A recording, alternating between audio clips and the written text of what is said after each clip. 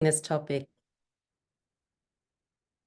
Thank you for introducing this topic to your community and for holding the Congress later on in the year. I look forward to being there. So as I was preparing this presentation, I realized, whoa, there is so much to talk about in this area, and it's really quite huge. And I only have an hour. So I'm just going to think about the most important things, and I'm sure you have a lot more ideas too. And we're actually all very different. We have different things that we've learned about sexuality in our lives. Our children are different. We found different things that help us to teach our children and share with them what's really important. So I will be sharing an overview, but I also would love to hear from you so that we can improve this kind of information and share it more widely to be supportive. The information materials that I've shared with you are not written by me. There is a book from the General Conference on Human Sexuality, I believe, which is a curriculum for ages and helps us to know what to teach at different ages to our children. And then there's also some materials produced by Christians to help us share talking about sex with our kids, so that you can use those as well if they help you. So first of all, we have to think about our own relationship to our own sexuality. I mean, where did we first learn about relationships, love, sexual intercourse, etc.? Who told us? Was it our parents? Was it someone else? Where did we learn this from? And what we learned, was it really helpful, or was it really unhelpful, or even a bit scary or funny? Or how did we relate to it? And what have we had to unlearn since we were children and relearn or learn new things to help us navigate our own sexuality and sexual intimacy? What effect have these experiences had on your perspective of sex and how easy you find it to talk about it with your children and with others? Because all of this will shape our experience of how we feel about sharing this with our children, how comfortable we are, and what's important to share. If we hadn't had it shared well with us, we don't really have a roadmap, a model to know how to do this. And so it's really quite important. I feel really honored that my parents had quite a positive attitude towards sexuality when I was young. Even though they'd both come from backgrounds where nobody really talked about sex at all. And when they got married, they wrote away for a little book that came in a brown paper envelope to help them get started. And I remember growing up, and my dad was always telling me how wonderful sex is. It's a good gift from God. And I think one time I stumbled into the landing at night and overheard some interesting sounds. And the next day my dad says, you know, it's so much better to hear your parents making love than arguing. So I grew up with those kind of thoughts and ideas, and that God made this really beautiful and good thing called sex for us. There was a lot of things that I could have learned better over the time, and but I think they made a good start, and that was helpful. How would you like to have learned about sex as a child and teenager? What would have been a way that you would have enjoyed or found useful or engaged with? And what would have been most useful to know? Looking back now, I think, whoa, if only I'd known that before I got started, and other information like that. So what would you put on that list, and how would you share that wisely and well with your own children, the next generation? You know, sex is God's good gift for us. It's his idea. And he made our bodies so incredibly. We are wondrously made in every single tiny detail. God designed our bodies for intimacy and for pleasure. And sex is God's beautiful idea for us to enjoy within loving and committed relationships. It's absolutely incredible how he wired us, how he made us for this purpose, to enjoy this part of our lives and this aspect of our bodies and our relationships and our sexuality. And it's important to develop healthy attitudes towards sexuality from birth in our children, so they don't have to do painful unlearning and relearning. And it starts very early on in our children's lives. So what are our attitudes before we start? What do we think about sex? And here are some ideas that are about healthy attitudes towards sex. Treating each other as precious people, not objectifying each other, as we find often in pornography, which is sadly often the role model and the teaching tool for many teenagers in the world today. Each showing the other how much they are loved, lifting each other up and not putting each other down or hurting each other, respecting each other's wishes, learning from each other what is how this works together, rather than from staged pornography and trying to copy what is unreal that you see on the internet. Mutual consent, mutual pleasure, something infused with love and joy, gratitude and peace, patience, kindness, no record of wrongs. Actually, if you read 1 Corinthians 13 and think about that through the lens of sexuality, there's some very interesting ideas that we can take away from what it means to love well. You know, patience, kindness, no record of wrongs, lifting the other up, continually hoping, etc. There's so many beautiful concepts in there that we can apply towards sexuality. So when we are communicating things with our children, positive messages are really important. Try to say things in a positive way rather than a negative way. Focus on the positive reasons for keeping sex for marriage rather than the negative reasons for not having sex outside marriage. Have I got that the right way around? It's a bit complex. So sex is God's very good gift for us. It's his idea for loving couples in committed relationships. It's an amazing way to show love and to give and receive pleasure in a committed relationship. The way God has given us to have babies, that sometimes happens, it sometimes doesn't. A whole book of the Bible is dedicated to celebrating romantic and sexual love, which shows something about the importance. And God uses the metaphor of marriage to express his loving commitment to us. There's many positive messages that we can take from the Bible and from God's creation for us that we can share. And it starts before birth with you, because when our own attitudes towards sexual intimacy are positive and healthy, then it's more natural to pass these on to our children.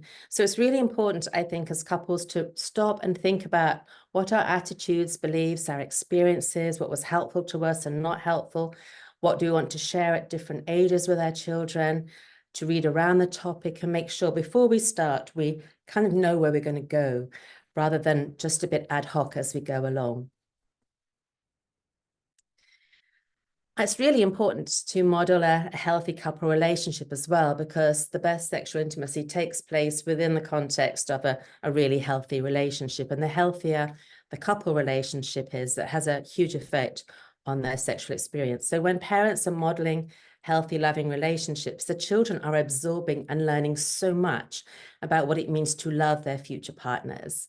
So healthy relationships have affection, kindness, they're thoughtful of the other, there's a humility, and there's a compassion, they're able to soothe each other, to be generous towards each other, to be mutually beneficial, supportive, flexible, collaborative, etc. So the healthier we can model what it means to be a loving couple, then that will be something the children will learn and absorb. And it's so important for them to learn these skills when they're children. As a family therapist, I see people who didn't grow up in healthy families often struggling with, they haven't got a pattern in their brain for what it looks like. So it's harder for them to learn some of the skills. They still do, they still can, and often they can learn them well and be even better than those who just kind of absorb them because they're more aware. But it can be a challenge when we haven't learned these things and seen these things and absorbed them naturally in our lives, in our relationship. What I tell people who are single parents is make sure your children see examples of healthy relationships, point them out to them intentionally, and say, wow, look at that couple over there, this couple that you know, your aunt and uncle, or your grandma and grandpa, or some friends or people at church. That's what a healthy couple relationship looks like. Notice what they're doing, how they're caring for each other, how they communicate, how they interact and care for each other in so many ways. So you can help them see what it looks like by movies on the television and pointing out the good things that people do, maybe the downsides, things to avoid, and see what happens when people behave in those ways. So there's other resources if we're not actually in a couple relationship to pass on these ideas and skills and concepts of a healthy relationship to our children. So it can be helpful for them to see their parents say loving things to each other, give small gifts and treats, smile and laugh, hug and kiss, help and support one another, comfort and soothe each other, and manage to negotiate their differences and balanced and amicable ways. All of these things are really important because they develop a whole framework, a whole scaffolding in our minds about how relationships work, how we care, what it means to be close and intimate in other dimensions and not just our sexuality. And it's not easy. It's really normal to struggle with how to talk to your child about sex because it's a huge, complex topic. And the best way to do it is really to help children learn about it in small bite-sized chunks, not in one big talk, and often to use what's going on around you to help you. Something comes up in a conversation, or they ask a question, or they see some animals mating, or a chick is hatched, and they want to know how babies are born and different other things like this. So following their interests can be really useful, but also be age appropriate in what you share. There's some very simple books and information to help children developed by Christians. I just have book 1 and 2 here, and these were designed to share God's design for sex. Book 1 for 3 to 5-year-olds, and this is book 2 for 5 to 8-year-olds. And so they choose the best messages, the best age-appropriate messages, and have very simple text and pictures to share with children. So if you're equipped with a whole set of these books that goes right through the ages, then they're things that you can share and talk about, and it helps you to convey the right information in a careful way, and it gives you some other ideas in the book behind the scenes that you don't share with children about what you can share at this age in the child's life. So those things can be really helpful because they're written by Christians and they have a very positive message. They've been very well written to give the best messages at the right time. And be comfortable and relaxed. That can be a bit tricky, but when your children ask you questions about sex, try to be as warm, smiling, and comfortable as possible, because when we do that, when we're smiling and comfortable and relaxed, then they know we're okay with what they're asking.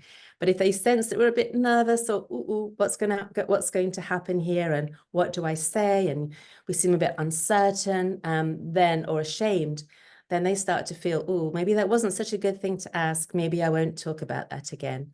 So it's a bit tricky, but if you can just smile, relax, take some deep breaths, and be comfortable when they ask questions, they're more likely to ask you the questions they need to ask you, and then you can help to give them the answers better. So welcome their questions. And maybe you don't know just the right thing to say, so you can look for answers. You can say, that's a really good question. Let me think about it, and we'll talk about it tomorrow or on Sunday or something like that.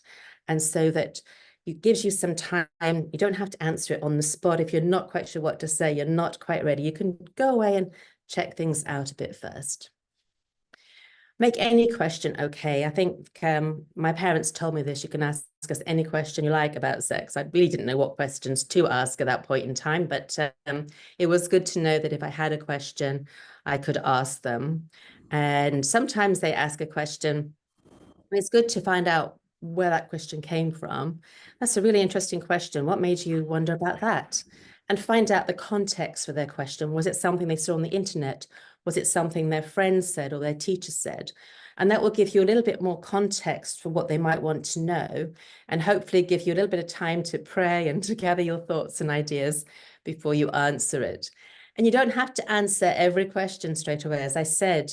And you can also go to access.org, which is where one of the resources comes from, which is a Christian organization that gives you discussion guides on all kinds of things that teenagers need to know about.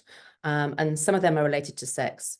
And you can go and find the current research, the Bible verses, how to talk about these things, and a guide for talking with teenagers about different topics. So that's a good place to go if you feel a little bit stuck and they ask you something that's a bit outside your comfort zone or outside your knowledge area. Handle with care. As soon as babies are born, we are teaching them about their bodies. Even the way that we change their nappies or diapers makes a difference. So I remember, fortunately, when our first child was born, as soon as Daddy tried to change her nappy, she would smile at him and give him this great beam. And she was so rewarding that he loved to change her nappy. And when we respond with joy and singing and little games and delight and faces that are bright and alive, and our eyes are shining, and they can see that they light up our face, they learn that they are beautiful, they are loved, they are wonderful. But if we respond with repulsion and disgust when we take off their nappies, go, oh, it's disgusting, you dirty child, then they actually learn, they pick up messages that they're somehow not okay, that they're dirty, that there's something negative about them. And they don't realize it's to do with the diaper. They feel like it's about them. So it's really important to help them to feel good about their body and play little games with it and nibble their toes and tell them how lovely they are. And even if they can't really understand the words, they tell from our face, the gentle way we handle them, the delight we show, that they are loved and precious. And little ones need to be treated with respect, honor their choices and wishes, even the tiny little ones, because this helps them to express their wishes to others as they grow older. So, you know, if they don't force them to kiss granny, if they don't want to kiss granny. And if you're a granny, don't demand that they kiss you. Wait for them to feel right about it, because if we demand that they kiss granny when they don't want to kiss granny, we are teaching them some really complicated messages, like they have to kiss people even if they don't feel like it. It doesn't matter what they wish, they have to do what other people want. And those messages can get quite messed up when it comes to sex and affection and relationships. Also, be careful what pictures you post on the internet and social media and Facebook.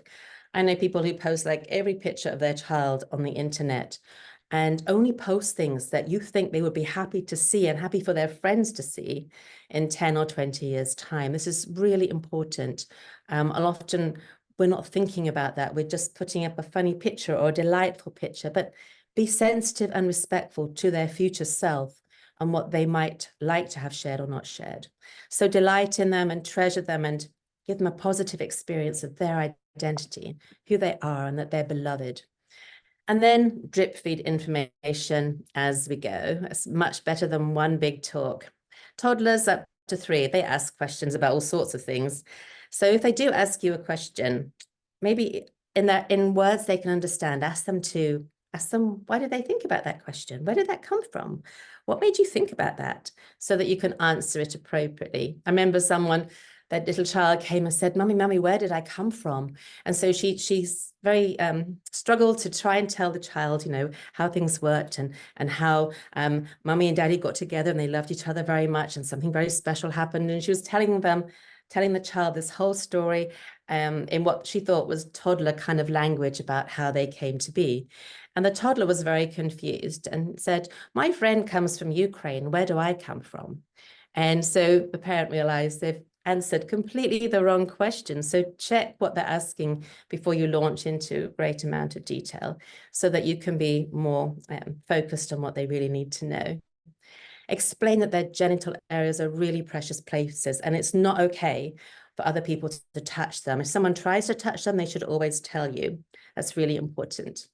And you can tell them that babies grow in a mummy's tummy and show them a pregnant mummy to help them understand. And that can be a starting place. And maybe if it's your tummy, they can feel the little feet-to movements of their future sibling. And that can help them to understand that there's a baby and they're growing and it's very special. And it's also okay to tell them that, you know what, you've asked a really special question. And when you're a bit older, I will give you a really special answer. Because sometimes what toddlers are asking is, you might not feel it's quite ready to tell them yourself or quite that they're ready to hear the information. Preschoolers from 4 to 6 need to learn about the difference between boys and girls. They probably figured that out already, but it's important to go into that with a bit more detail and explain a bit more about how boys and girls are different and why, and let them tell you when they do and don't want to be hugged and kissed. This is very important at that age and all the way through, actually. Teach them how to recognize and avoid bad pictures, porn on the internet. And I'll talk more about that later. They need to know at this age. I have heard of many children under 6 actually being exposed to porn accidentally through playing with someone's phone or their friends showed them at school, all sorts of things that you don't anticipate. So the sooner we can give them a simple message about what porn is and how to respond to it, the better. And there's a good book to help you do that. Explain that when secrets are fun and happy, they can keep them secret. But if the secret makes them feel sick or bad or sad, then they must always tell you, and you will always keep them safe when they tell you these bad secrets. They're very important messages to help protect our children when they are young from the dangers that there are naturally around them from predators and groomers and abusers. So preschool 4 to 6, make sure they learn the simple truths about sex from you first. In this book, the story, this one here, Before I Was Born, is a really good one for that age group from 5 to 8.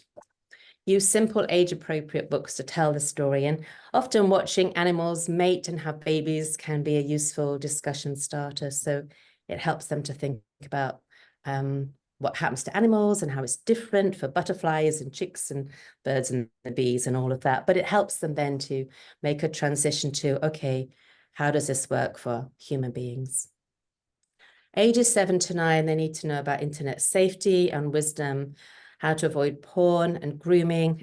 They also need to know then about sexting and even sending photographs, because these things are happening younger and younger, that they're being requested to send photographs of their body.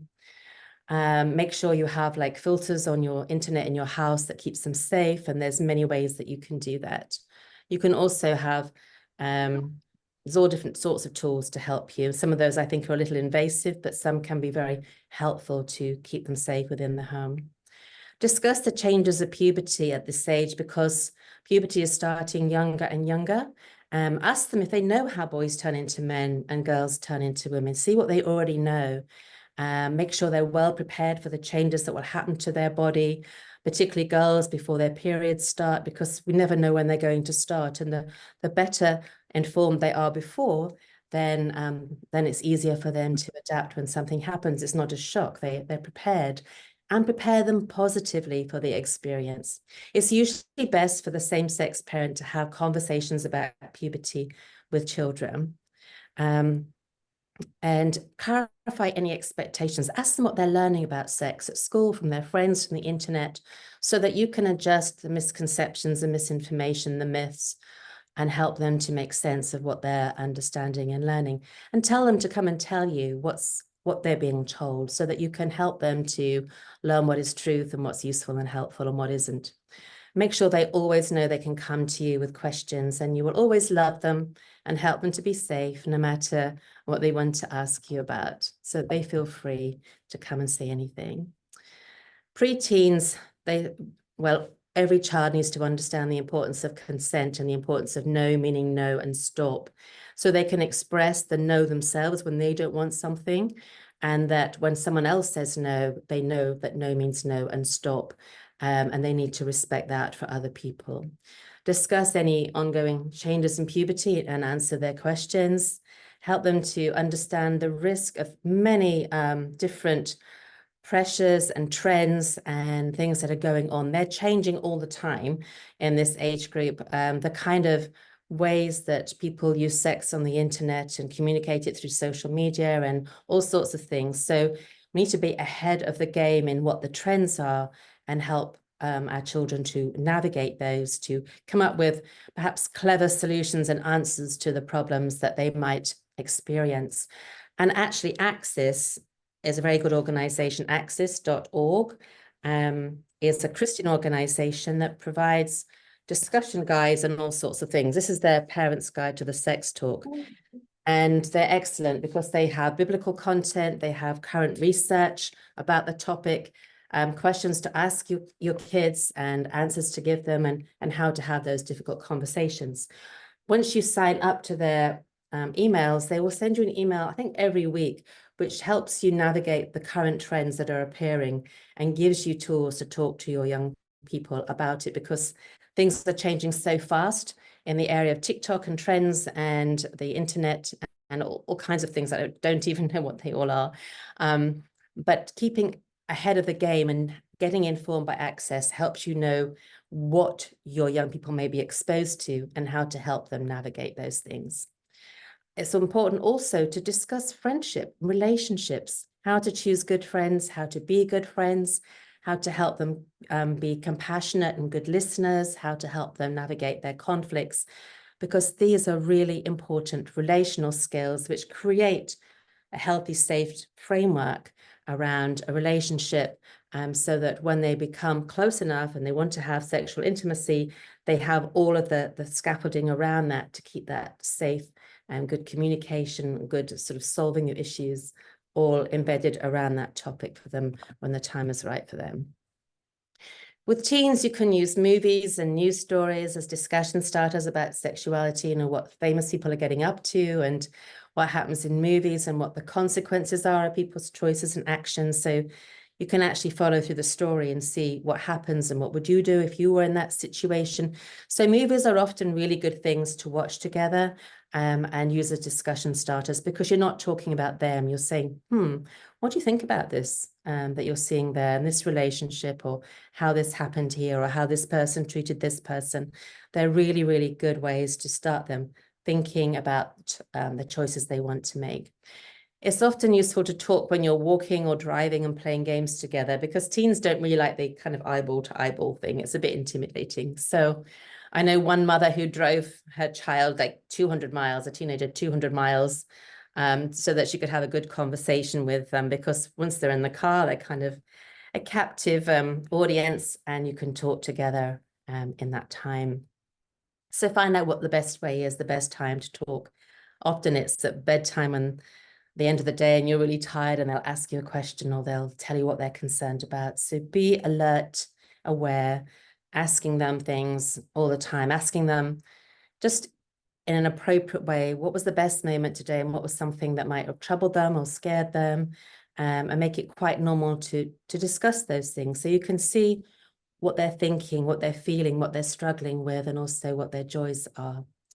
Discuss how bonding works. Sex is a really powerful bonder, and the more bonded we are to someone, the more it hurts us, and then when the bond is broken. And so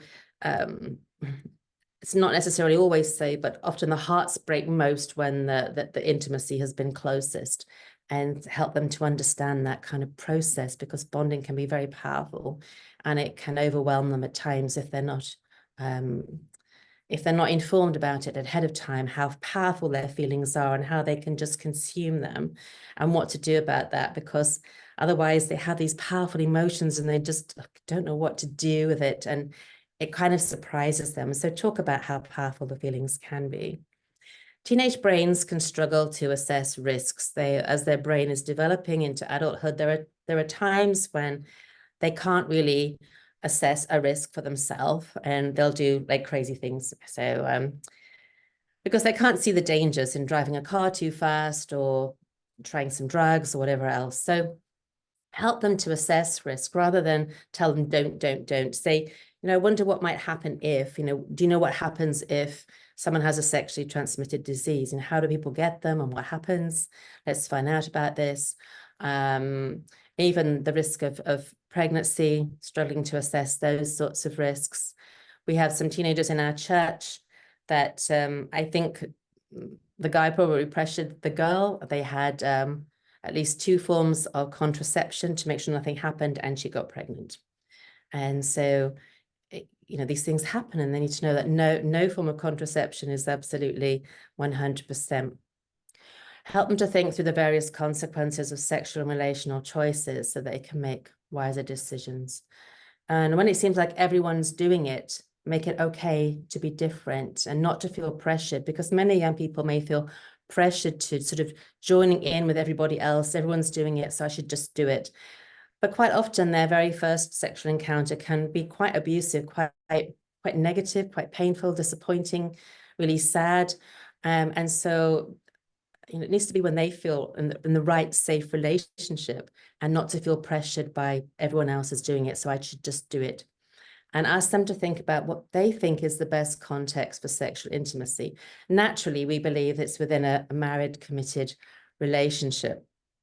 And sexual intimacy is usually best, not always so, but when it's taking place in the context of a really loving, safe, and committed relationship. Where it's okay if, pregnancy happens, even if it wasn't to plan, and where there's good communication and trust, and help them to understand what that looks like and why it can be so much more wonderful to have sex in that kind of context than just, randomly with people here and there, where there isn't the communication, the understanding, the growing in awareness of what each other needs, that can actually build very healthy and wonderful sexual intimacy. It's quite an art and a dance. And they say that married couples often take about 7 years to really get coordinated in their sexual intimacy and learn about each other, and to really begin to explore in a more, wider and safe and wholesome way. So it's a skill that is learned and developed, and just, with a person that's almost a complete stranger, you don't have the richness that helps you to experience the full, all-rounded, holistic wonder of sexuality. Develop your child's relational skills, because good listening skills, being able to listen to others, to hear what they're saying, to listen to their needs and desires is really important. Help them to identify their emotions and to express them. That's really key in relationships, that they can say when they feel sad or afraid or happy or whatever, and help them to know what those emotions are and express them, and to identify them in others, their friends and whoever, their boyfriends and girlfriends. To be able to identify emotions and be sensitive to them is really an important skill. To show empathy for others, to understand the emotions, to respond in appropriate ways to people who are struggling. Conflict resolution skills are vital to help with healthy relationships. How do we sort through our differences? And there's programs in the UK where even children as young as 8 are taught to be to help resolve each other's conflicts and become mediators. And they go on to have actually much better relationships as teenagers when they've learned conflict resolution skills really early on. And they learn to find their voice, to say what they want, and to be firm about their desires, and also to listen to others and navigate the differences. Help them to be aware of safety and boundaries in relationships. That's a massive area that we can help them with, which probably is a whole other seminar. And to be aware of abuse and what to do when you see it or experience it yourself, which is, again, is a whole other area that we need to help them with, which is a whole other seminar, really. But as they get older, help them to be aware of how people abuse each other and what to do, how to recognize the signs of abuse, how to recognize people who are will eventually want to control them or manipulate them or abuse them in some way that's quite subtle, because many forms of abuse are quite subtle to begin with. And then when the relationship gets stronger and they feel like they built trust, then they can actually be more abusive once they felt there is a stronger bond there. So help them to be aware of those signs and know what to do when they see or experience abuse. Teaching consent is vital. It's an important aspect of healthy sexuality, to respect your child's wishes when they don't want to kiss Great Aunt Emily, as I said before, and to make their own choices clearly without ambiguity. There's a really good video called Consent and Tea, and you can find the clean version, and it's suitable for teenagers to help them understand what consent is and how to give consent and to understand other people's boundaries, which is really important when they say no clearly and strongly, and help them to abide by that, and help them to listen to other people's no's as well and understand them. Teaching about pornography is a book called Good Pictures, Bad Pictures, which is by Kristen Jensen. And they have this can-do approach. So it talks about why there's good pictures and bad pictures in a very simple way for children as young as 3. And it tells them what to do if they see something. Close the computer, tell an adult, name it as porn, distract yourself, and order your thinking brain. Go and do something very different. So it gives them some tools to deal with it, and particularly to close the computer and tell an adult. And the adult doesn't tell them off. The adult helps them to deal with what they've seen and to process it and to make some good choices. Always prepare well for the next stage of development in your child, so that they are aware of them, and celebrate the changes, make them something to look forward to and not to dread. I know when my daughter started her periods, we planned that whenever this happens, we're going to have this celebration, we're going to do this, and we're going to buy this and go here, so that it's something positive and not something that's seen as really negative. Continue to affirm their bodies as they grow, as good, beautiful, and created by God, because the messages they hear about their bodies are hugely important to help them with their sexuality. Because if they are body shamed, it can really disturb their whole experience of sexual intimacy as they grow older, and they can be afraid of it and hide things and not be open, and all sorts of things come along with feeling shameful about their bodies. And they hear so many messages of shame from the internet, from maybe their friends and social media. So they need us to give them the positive messages. And there's a huge rise in young teenage girls seeking corrective surgeries for their breasts, faces, and even their genitals at the moment, which is really appalling. I think how have we arrived at this point where teenage girls are wanting plastic surgery to change their bodies to become like the images they see on the internet? Feelings versus identity. Feelings are very different from our identity, particularly when we're teenagers and we're emerging. Who am I? And we're hearing all sorts of things about different gender issues. And so we need to be aware of what's happening. Feelings can be very complex, but they don't define us, and they can change over time. So help them to navigate their feelings and their identity. And it's actually quite normal for teenagers to idolize someone of the same gender who's a few years older than them as they're working out who they want to become. And they're not going to look at their parents necessarily because, like, we're too old, but they will choose someone a few years older and maybe want to watch what they do, dress like them, learn about them, be close to them, because they're looking for a role model. Find some good mentors and peer groups. Help your teens to find safe Christian adults to help them and be there for them. So if they don't want to ask you something, they can go and ask their youth director or someone in your church who's really good with young people, because often it's easier to talk to them. And if they have good peer groups at churches or in clubs, sports clubs, and other like special interest groups, they can really help them make wise choices and decisions and support each other through the ups and downs. I mentioned Access before. It's an excellent guide, excellent set of guides on all kinds of topics that you could imagine to help you have good conversations with your children.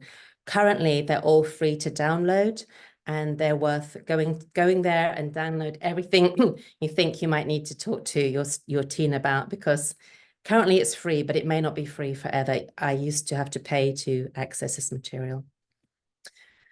So learning about our sexuality is a lifelong journey. I'm still learning, and I'm 62, and your children are on a journey of learning about sexuality just as you are. So try not to panic when your children are struggling to stay within your preferred boundaries. Stay calm, hold on to the bigger long-term picture of their lives and God's grace. Pray for them, be there to listen to them, ask them questions. It's better than telling them what to do, to help them navigate the challenges and the struggles they're having, and understand the teenage brain, which struggles with empathy at times and is not always good with risks. I have a whole other seminar on the teenage brain, which you can find on the internet if you search for it. And finally, keep praying for wisdom and love as we share the secrets of God's wonderful design for sexuality with our children. Tell them that whatever they're struggling with, you will always support them and be there for them, just as God is always there for us. And even if they have messed up, we will welcome them home, accept them and support them and love them deeply, just like the father of the prodigal son. That's our example when our children do things that are outside the box, maybe leave for a while, maybe get into a mess. The more that we keep loving and praying for them, and the more they know that they're welcome when they come back, then we pray and hope that one day they will come back and we can have perhaps new beginnings. Jesus encountered several women who were living outside the socially accepted sexual norms in their time and culture. And each time he accepts them, he lifts them up with love and grace. He doesn't give them a lecture. He gives them an opportunity to write a new story about their lives. He treats them so respectfully, and he leaves them in a position much higher than he found them, so that they can feel confident to engage in society again. They're not going to be oppressed. And remember that every sexual mistake and every unwise decision has already been forgiven by God. He understands. He knows that we're made of dust, and every one of us can start again and make better choices next time. So this webinar is just the beginning. It's just the introduction to an absolutely huge topic. And I hope that it will just encourage you to think, pray, talk together as parents, make wise choices, explore the materials available to you, and use it to spark your curiosity and search for deeper answers. We're all on a journey together, and our sexuality is a massively complex and huge area of our lives. And so let's support each other on this journey as we're learning. I'm continually learning, and I hope to learn from you as well tonight. And if any of you lacks wisdom, we know that we can ask God, who gives to all liberally without reproach, and it will be given to him, because after all, sex is God's good idea, and he's the one who knows how it works, and he can help us navigate the complexity of living life in this culture with our ideals and with all the kind of complicated ideas that are out there that our teens and young people have to navigate. And it's, it's a huge thing. So, but God is always there to help us. He welcomes us. He welcomes our questions. He wants to help us because he just wants the best for us and our children. And I'm really happy to know a God who loves us like that, who will help us to love our children like that throughout this process in their lives. Thank you.